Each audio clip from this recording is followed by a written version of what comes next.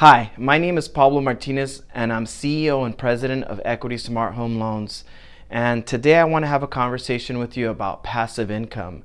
So a lot of people are talking about passive income, a lot of these speakers and gurus but I yet to see anyone really lay out a format or a roadmap on how to actually achieve passive income. So that's what I want to talk to you about today. Now, I've been doing home loans now for about 20 years, and I was fortunate enough that early in my career I learned from some of my customers that were real estate investors that owned a large portfolio of real estate properties that this was a way to go. This was a true way to build income. I know that there's other means and other ways to achieve passive income, so I'm going to specifically talk about real estate because real estate investments, I should say, because that's what I do. I do home loans. I've been able to figure out which products, which programs allow you to purchase, let's say 3 to 4 units with a very low down payment. Now, one of the first properties that I bought, even before I bought an owner-occupied property to live in, I bought a triplex.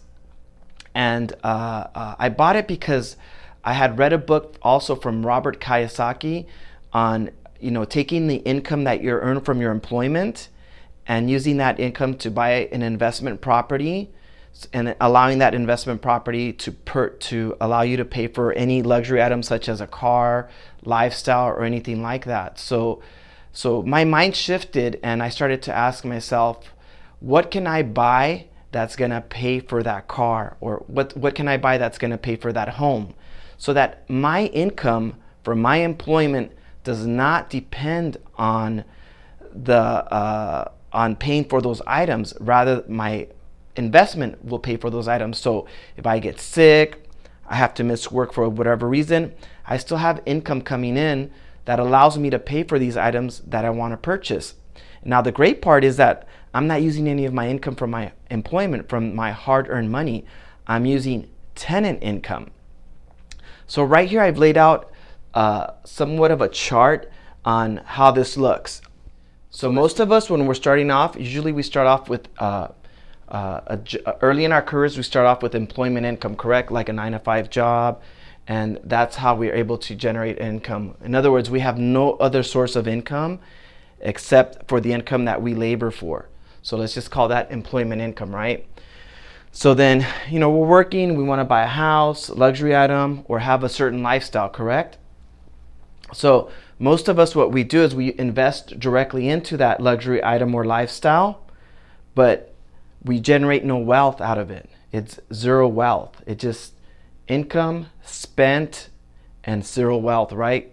So what I'm going to show you today is how to take your income, your employment income, turn it into passive income, create investment, purchase an investment property, which at the same time that you're using this investment property to purchase your luxury item or your lifestyle, you also have the opportunity to create wealth.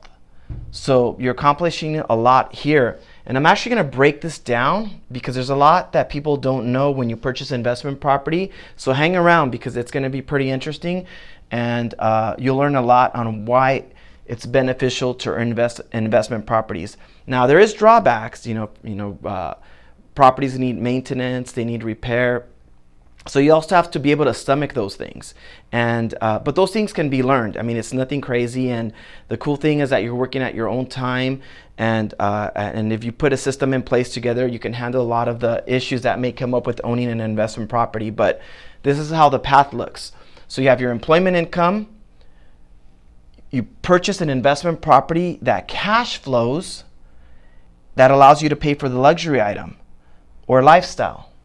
So again, the thinking is, what can I invest in that'll purchase the item that I want? So for example, you want to buy a BMW. Ask yourself, what asset can I purchase to buy the BMW so that the asset pays for the BMW?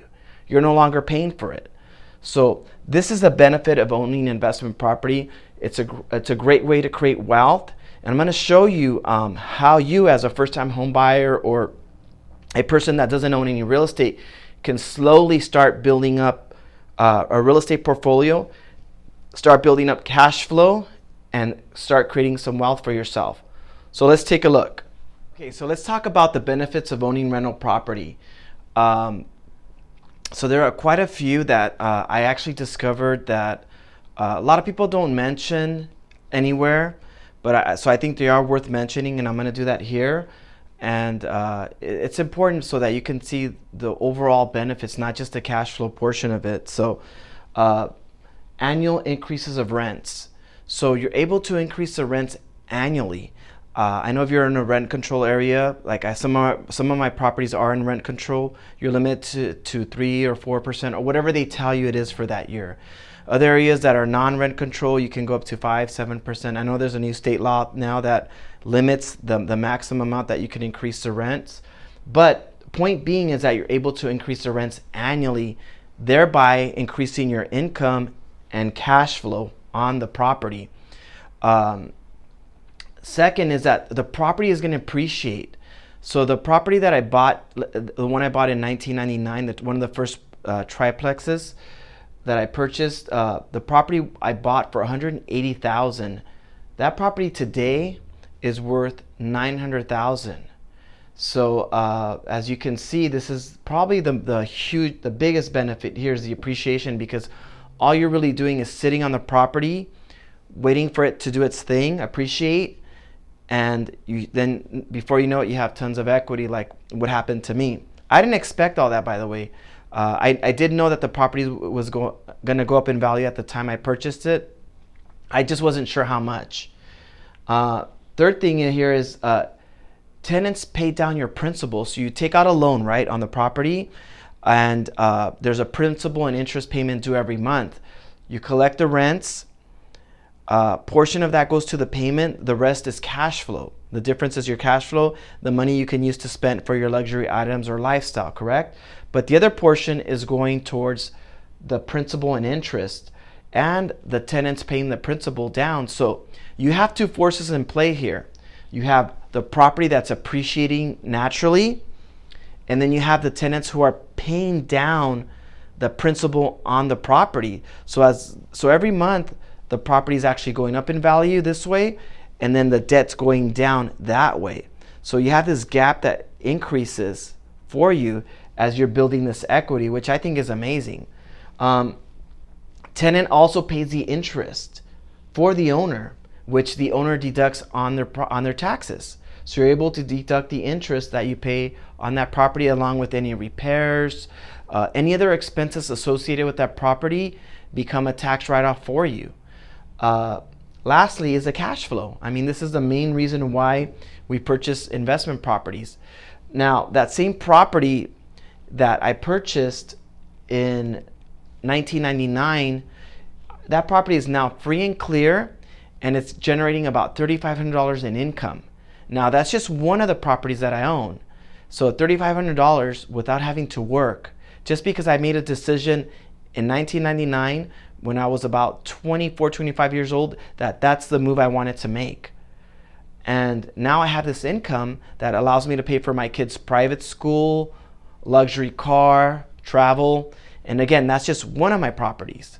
So these are the benefits of owning a real estate investment. And I think it's important to talk about these so that you know what you're getting into. Now, again, I did mention before that there are drawbacks.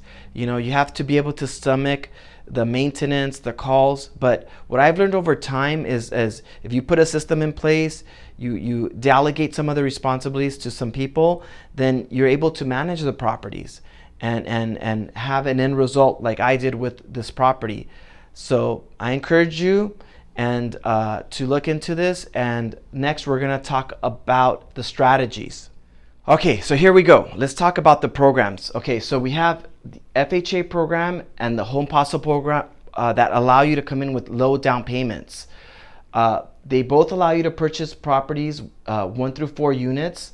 And what we consider a 3 to 4 unit property is a property that contains 3 to 4 dwellings, either attached or detached, all in one lot. So those are the type of homes that you can get into. So in essence, you would live in one and rent out the 3, assuming it's a 4 unit. So FHA allows you to come in with 3.5% down. The Home Possible allows you to come in with a 5% down. Now, FHA does not have any FICO score requirements, so I just put low FICO scores because we can work with you depending on your situation. Now, Home Possible does have a minimum score requirement of 640. So you will require to have at least a 640. Now with conventional loans, you do want to have a high score because what will be impacted is the mortgage insurance you pay. So the higher the score, the cheaper the mortgage insurance, the lower the payment, the better the cash flow. But that's stuff we can get into with one of our loan officers. Now, FHA does allow for gift money, which makes this a true no out-of-pocket deal for you. No out-of-pocket. So if you have a parent, a brother, or a relative that will gift you the money, then you can come in with no down payment. We're also, on our end, we're also able to structure the loan where we can cover all your closing costs, or the seller may cover your closing costs, making this a no out-of-pocket situation, allowing you to buy your first investment. So you would live in one of the units and rent out the other 3. My advice would be just to go to the 4 units. So you have 4 units right away, cash flowing. Now, the strategy is simple. So you buy your first property, right? We assist you with the financing. If you don't have a realtor, we'll assign you a good realtor that can help you. So between the realtor, ourselves, and yourself, we'll be able to come up with a strategy, help you purchase the property, and 12 months later, you're able to buy a second property with a low down payment. Now, if you purchase the first property under FHA, you are most likely going to have to use a conventional program, which you can still get in with 5%. We're just going to demonstrate that you no longer want to live in the property. You're going to rent that unit out, and then you're able to buy this other property conventional. You will be restricted to a 1 to 2 unit property, because you won't be able to go from another 3 to 4 unit to another 3 and 4 unit property. So, but the great thing is now you're able to buy, now you're able to have 2 properties. And the long-term strategy is that as these develop equity, let's say 3 to 5 years, 10 years, who knows, then you're able to refinance either property or both, take some additional cash out, and then buy a 3rd, 4th, and 5th property, and so on. This is a strategy that I used to build my real estate portfolio. I was fortunate because during the time that I bought, the market appreciated really fast, so I was able to move money around really quick, and able to build a nice real estate portfolio. So we've talked about the benefits, we've talked about the strategy, and we're here to help. So I will provide you with our web address, also our phone number, so you can contact me, and I'll get you in partnership with one of our loan officers so that they can assist you in creating the strategy for yourself and building a real estate portfolio. I'm proud to say that I have so many customers that I've actually shared this with as my career moved along, and I helped them build a couple of real estate properties. Some have 1 or 2 and they're happy with that. They don't want to deal with a lot of tenants or headaches, and other people just took off and kept buying and buying. So you can work this at your own pace, at your own level. The main thing is that you're in control. We're here to help. Thank you for listening to this. Leave any comments below, and hope to hear from you soon.